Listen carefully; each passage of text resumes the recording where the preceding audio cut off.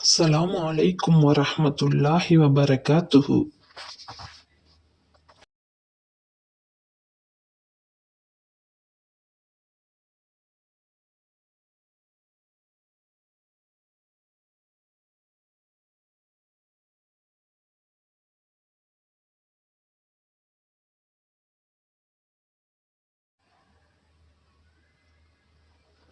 அவர்கள் மறைப்பதையும் பகிரங்கப்படுத்துவதையும் நிச்சயமாக அல்லாஹ் நன்கறிவான் என்பதை அவர்கள் அறிய வேண்டாமா? மேலும் கல்வி அறிவு இல்லாதவர்களும் அவர்களில் உண்டு. வேதத்தை பற்றி கேள்விப்பட்டுள்ள வீண் நம்பிக்கைகளை தவிர உண்மையை அவர்கள் அறியவே மாட்டார்கள். அவர்கள் வீண் சந்தேகத்தில் ஆழ்ந்து கிடப்பவர்களை தவிர வேறு இல்லை.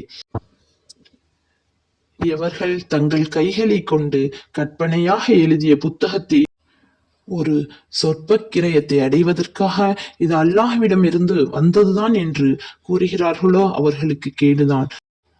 அதை அவர்களுடைய கைகள் எழுதியதனாலும் அவர்களுக்கு கேடுதான். அவர்கள் அதை கொண்டு பொருள் சம்பாதிப்பதாலும் அவர்களுக்கு கேடுதான். ஒரு சில நாட்களுக்கே தவிர நரக நெருப்பு எங்களை தீண்டவே செய்யாது என அவர்கள் கூறுகிறார்கள். அதற்கு நபியே அவர்களை கேட்பீராக, அல்லாஹ்விடம் ஏதேனும் அவ்வாறு ஓர் உறுதிமொழியை நீங்கள் பெற்றிருக்கிறீர்களா?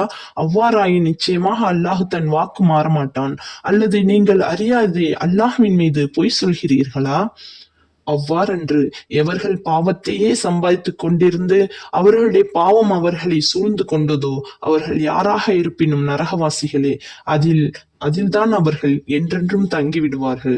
ஆனால் எவர்கள் இவ்வேதத்தை உண்மையாகவே நம்பிக்கை கொண்டு நற்காரியங்களை செய்கிறார்களோ அவர்கள் சொர்க்கவாசிகளே, அதில் அவர்கள் என்றென்றும் தங்கிவிடுவார்கள்.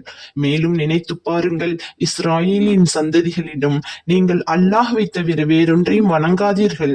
தாய் தந்தைக்கும் உறவினர்களுக்கும் அனாதைகளுக்கும் ஏழைகளுக்கும் நன்மை செய்யுங்கள். அனைத்து மனிதர்களிடமும் அழகாக பேசுங்கள்.